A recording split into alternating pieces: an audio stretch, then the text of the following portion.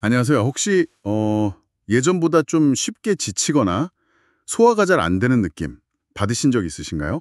오늘은 바로 우리 몸속에서 묵묵히 일하는 그 일꾼, 효소에 대해서요.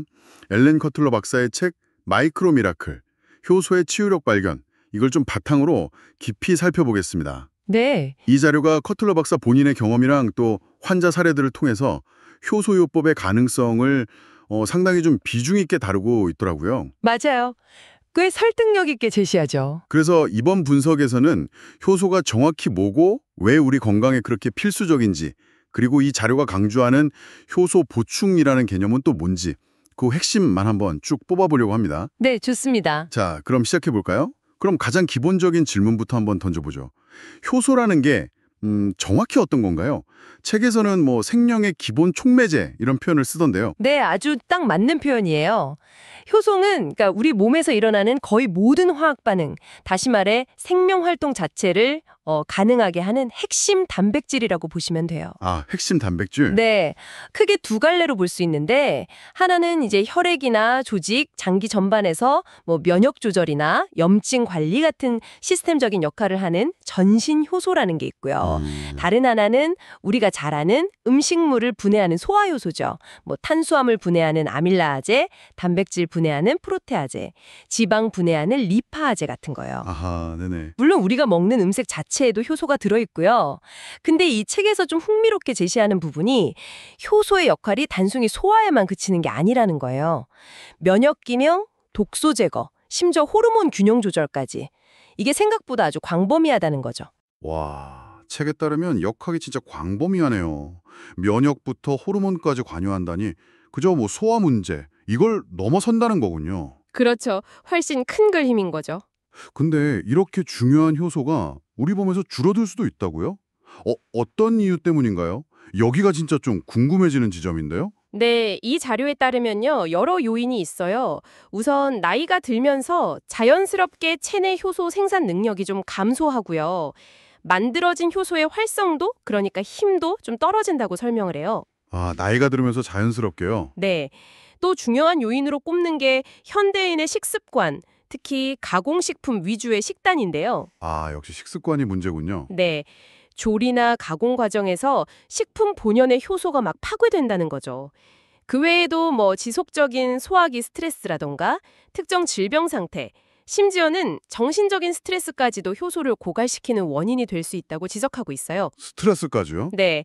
그러니까 혹시 당신이 요즘 느끼는 그런 피로감이나 불편함이 어쩌면 이런 효소 부족과 관련이 있을 가능성 한번 생각해 볼 지점이죠. 그렇군요. 효소가 이렇게 중요하고 또 여러 이유로 부족해질 수 있다면 우리가 할 수 있는 일은 없을까요? 책에서는 바로 이 지점에서 효소 보충이라는 개념을 상당히 강력하게 제시하거든요. 맞습니다. 커틀러 박사 본인도 이 요법으로 건강을 되찾았다고 하고 또 뭐 러시아 소녀 엔지 사례처럼 아주 짧은 시간에 극적인 변화를 경험한 환자 이야기도 꽤 비중 있게 다루더라고요. 네. 기적의 보충제라는 표현까지 쓰면서요. 맞아요. 그런 표현까지. 네, 이 자료는 효소 보충제의 잠재적인 이점들을 여러 각도에서 제시하고 있어요. 특히 식물에서 유래간 효소, 그러니까 채식효소라고 부르는데요. 이게 위산 같은 강한 산성 환경에서도 잘 살아남아서 소장, 대장까지, 그러니까 소화기관 전반의 넓은 pH 범위에서 작용할 수 있다는 점을 좀 장점으로 부각하고요. 아, 위산에도 강하다는 거군요. 네. 안전성 측면에서는 미국 FDA가 일반적으로 안전하다고 인정하는 물질 GRAS라고 하죠. 그 목록에 포함된 경우가 많다는 점도 언급하고요. GRAS요? 네. 네. 더 나아가서 소화 개선뿐만 아니라 염증 완화 효과, 심지어 우리가 흔히 쓰는 비스테로이드성 소염제 NSAID 있잖아요. 네네, 있죠. 그것에 대안이 될 수도 있다는 주장까지 제기해요. 노화 방지 효과에 대한 언급도 좀 있고요. 와, 염증 완화에 노화 방지까지요? 네, 그러니까 큰 틀에서 보면 외부에서 효소를 보충해서 우리 몸의 자연적인 생화학적 기능을 좀 지원하고 부담을 덜어주자. 뭐 이런 개념으로 이해할 수 있을 것 같아요. 그렇군요. 종합해보면 이 자료는 효소가 우리 생명 유지에 정말 절대적으로 필요하지만 노화나 현대적인 생활 방식 때문에 쉽게 고갈될 수 있다.